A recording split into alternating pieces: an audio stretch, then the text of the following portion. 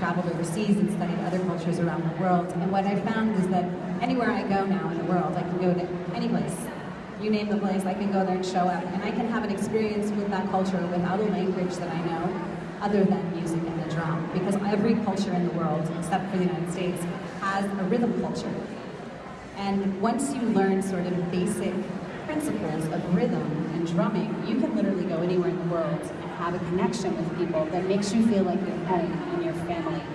When I was in Cuba a couple years ago, my first teacher there was Santeria, and he studied Orisha music. And he was telling me, you know, we were talking about, in my very broken Spanish and his non-existent English, we're talking about the connection of rhythm to spirit.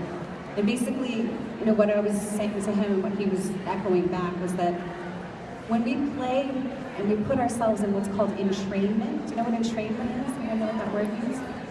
I'll explain it in a second, but when we put ourselves in that state, it's a rhythmical state of entrainment. We connect with the divine.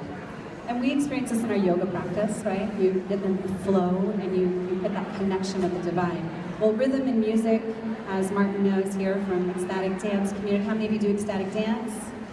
Oh, not enough of you yogis are dancing. Y'all need to get some groove on. It is such an important part of your practice.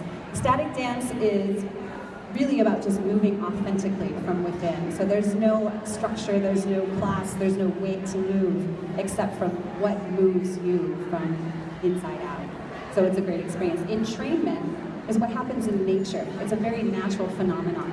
And if you notice the way that nature works, it's in harmony, right? Everything just kind of flows. You go into the forest and the jungle and you hear the sounds and it works, right?